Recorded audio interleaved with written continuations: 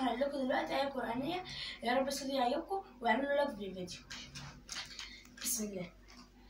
وقيل اركبوا فيها بسم الله مجريها ومرساها إن ربي لغفور رحيم وهي تجري بهم في موج كالجبال ونادى نوح ابنه وكان في معزل يا بني اركب معنا ولا تكن مع الكافرين قال سآوي إلى جبل يعصمني من الماء قال لا عاصم اليوم إلا من رحم وحال بينهما الموج فكان من المغرقين وقيل يا أرض ابلعي ماءك ويا سماء اقلعي